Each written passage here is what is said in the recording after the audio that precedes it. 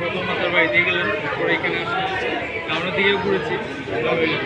মাতাবাড়ি দিয়ে কীরকম মনে হয়েছে? এখানে যে পুজো প্রত্যেক বছর মাতাবাড়িতেও একটা স্পেশাল পুজো হয় এবং ওই এলাকাতে প্রায় 2 কিলোমিটার আমাদের কোনো পুজো হয়, সেখানে সবাই মাতাবাড়িতে সেখানকার সেটা থেকে কীরকম মনে হয়?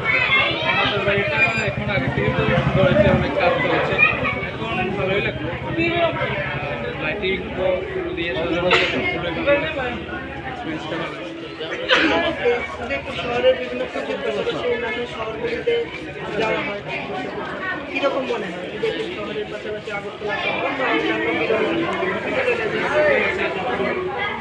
উদয়পুর শহরটাও এবার ভালোই হলো। টাউন তো এখানে দেখিনি খুব একটা, এখানেই পাস জায়গাটা ভালোই ছিল এখানে।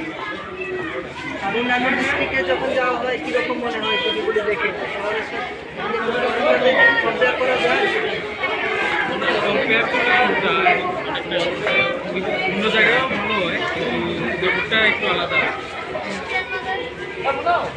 শুনতে পাচ্ছেন প্রথম দিন অর্থাৎ ষষ্ঠী দিন রাতের যে চিত্র দেখতে পাচ্ছেন, ছবি ক্যামেরায় আমি ক্যামেরায় রকাইজারের সাথে আমি বাণীব্রত দত্ত ন্যাশনাল।